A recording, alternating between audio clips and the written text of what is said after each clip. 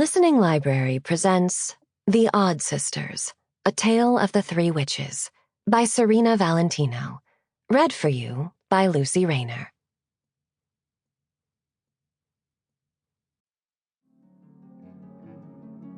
Prologue. My mothers, Lucinda, Ruby, and Martha, are by definition odd, and they are sisters. Identical triplet sisters, to be exact. Many have remarked on their appearance over the years. The dark fairy, Maleficent, thought they were the most bewitching creatures she had ever seen. Others have compared them to broken, neglected dolls, left out in the wind and rain to crack and fade. The most thoughtful observation was made by the great and terrible sea witch, Ursula. She said the odd sisters' beauty was so entirely out of proportion, it made them compellingly grotesque. I always found them beautiful, even in their mania, even when they made me angry, even now, disappointed and heartbroken by them, knowing just how cruel, destructive, and foul they really are. I still love them. In reading my mother's journals, Snow White and I have learned there is no witch alive who is more powerful than my mother's. Except for one. Me. If you are acquainted with the Odd Sisters' story, then you know long ago they had a little sister named Circe, who was tragically killed when the dark fairy, Maleficent, destroyed the fairylands in a fit of rage on her 16th birthday. This was a secret they kept from Maleficent. Lucinda, Ruby, and Martha were so desperate to bring their little sister back to life that they gave up the very best parts of themselves to create a new Circe, a replacement for the sister they had lost. Me. I was no longer their sister, but their daughter, a daughter created by magic and by love. My mothers would do anything to protect me, and they have, unflinchingly, over the ages. They've wreaked havoc and chaos, destroying everyone and everything in their path, all in the name of protecting me. They're Circe. All my life I believed them to be my sisters, and they were there to watch over me, keeping me safe, even from the smallest things. I always thought they were just doting and protective older siblings, because they were forced to raise me as their own daughter after something horrible happened to our parents. Something too awful to tell me about. While we were growing up, Lucinda, Ruby, and Martha refused to tell me about our mother and father. They said they were protecting me from the truth. But the truth was, they were my mothers. Growing up with such protective mothers was a challenge, but their unwavering love and willingness to share their spellcraft made me thrive magically.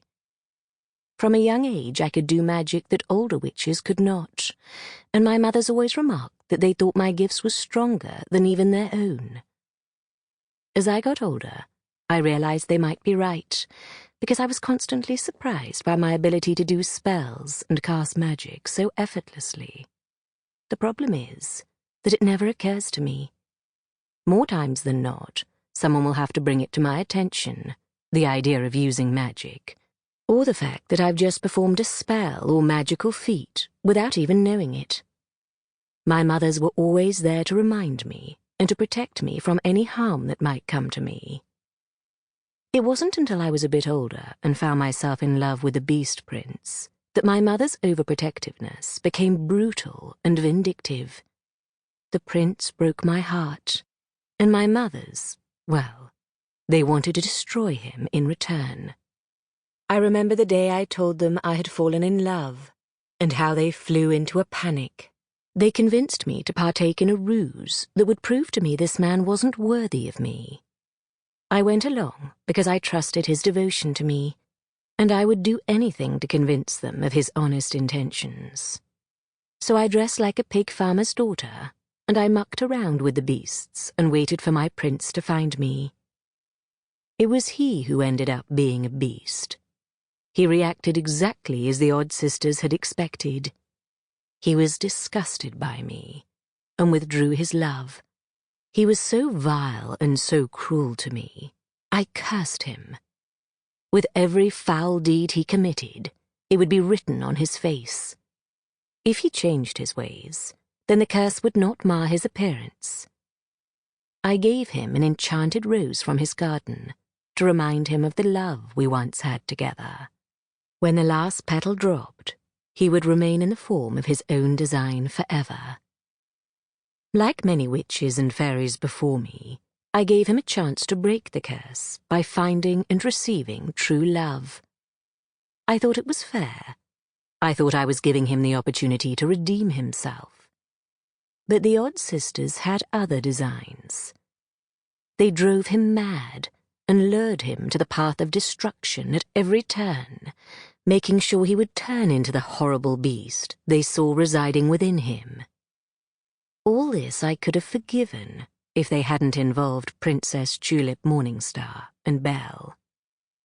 My mothers drove the beast insane with their constant torments. He treated Princess Tulip so abominably and cruelly that she flung herself off the rocky cliffs and into the sea witch's tentacles. Ursula spared her life in exchange for her beauty and her voice.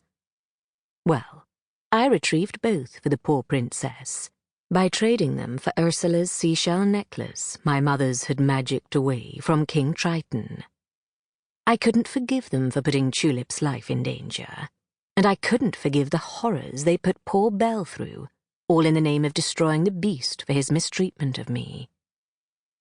This was just the beginning of my disappointments in my mothers, and the start of my new role, righting the wrongs they had committed. I was so angry with them for putting Tulip's and Belle's lives in danger that I went away, refusing their summons. I hid myself from them in every way I knew. It was the only means I had to punish them, withholding my love in hopes they would change their ways. Frantic, my mothers called on Ursula for help. She was a powerful witch, and they thought she could help them find me. Little did they know she had kidnapped me and reduced me to a mere shell of myself, thrusting me into her dark garden with the other souls she had reaped over the ages. Ursula agreed to help my mothers if they promised to forge a spell in hate to bring down her brother, King Triton. Ursula was within her rights to take her brother's throne. Their father had left it to both of them, and Triton's treatment of Ursula was horrific. Had Ursula brought this plan to me, I would likely have rallied to her cause, but I would never have allowed myself to be bound in hate or agreed to hurt Triton's youngest daughter, Ariel. Maleficent, my mother's longtime friend, warned them not to become entangled in Ursula's affairs. She warned them that Ursula couldn't be trusted, that the spell was dangerous. They didn't listen, as they often don't, ignoring the signs that Ursula wasn't the witch they had grown to love over the many years of their friendship. Blinded by their obsession with finding me, they went along with her mad plan to destroy Triton. All this I could have forgiven if they hadn't tried to kill Ariel. Once my mothers found out Ursula had taken my soul and put me in her garden, they became enraged. They reversed the spell they had created in hate to rebound on Ursula, killing her and nearly destroying the lands and themselves in an attempt to save me. But they didn't anticipate what it would do to them. They couldn't predict that it would leave their bodies slumbering under the glass dome of the solarium in Morningstar, and their souls residing in the dreamscape. That is where they remain to this day. The magnitude of this spell brought Maleficent to Morningstar. She hoped to find someone powerful enough to make sure Prince Philip would not break the sleeping curse she had placed on her daughter, Aurora, on the day of her christening. The curse was to take effect on her 16th birthday, which was fast approaching. Maleficent was afraid when Aurora turned 16, she would come into her powers, just as Maleficent had, in a blaze of anger and fire. She was terrified for her daughter, and wanted to spare her the heartbreak of destroying everyone and everything she had ever loved, just as Maleficent had done. I hadn't known that my mothers were so close to Maleficent, that they had known and loved her when she was young. I didn't know they helped her create a child, Aurora, Maleficent's shining star. A spell that would be Sample complete. Ready to continue?